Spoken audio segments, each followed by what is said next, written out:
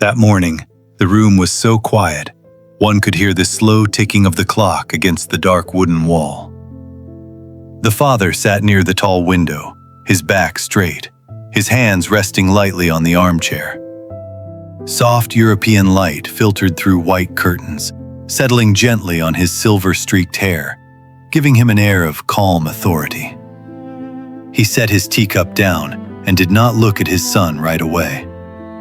In a low, steady voice, he said, "People often mistake strength for the power of the fist. But after a lifetime, I learned this. Real strength lives in the mind." The son stood before him, his face tense. He spoke of a man in business who was quietly sabotaging him, spreading rumors, damaging important partnerships. He said he had reached his limit and wanted a direct confrontation to prove he was not someone to be toyed with. The father remained silent for a long moment. It was not a heavy silence, but one that allowed thoughts to settle. Then he asked calmly, "Do you know why a venomous snake never bites carelessly?" The son shook his head. "Because its venom is precious," the father replied, "and a wise man is the same. He does not waste his strike on low battles." He turned to his son, his eyes free of blame, filled only with experience. He explained that if the son chose confrontation, he might win once, but he would gain an enemy for life.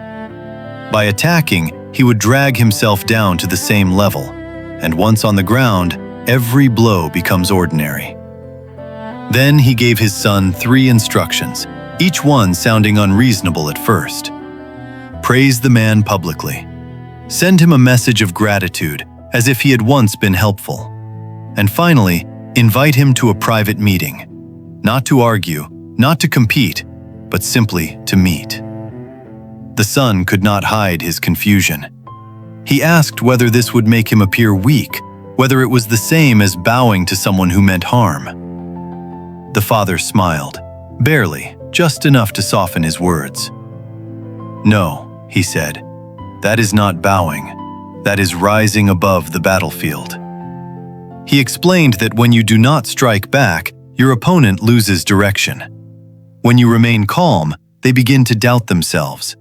And when you show grace, they feel fear. Because a man who does not need to retaliate is not easily dragged into the mud. Time passed, and events unfolded exactly as the father had said. The man who once sabotaged him stopped his attacks. The rumors faded. Eventually, he even sought cooperation, as if eager to prove he was no longer an enemy. Only then did the son truly understand. The father returned his gaze to the window and spoke, as though summarizing a lifetime of lessons. Fighting may win you one battle. Not fighting wins you a lifetime. He paused, then added softly, "Wealth is not built by effort alone. Strength is not in the fist.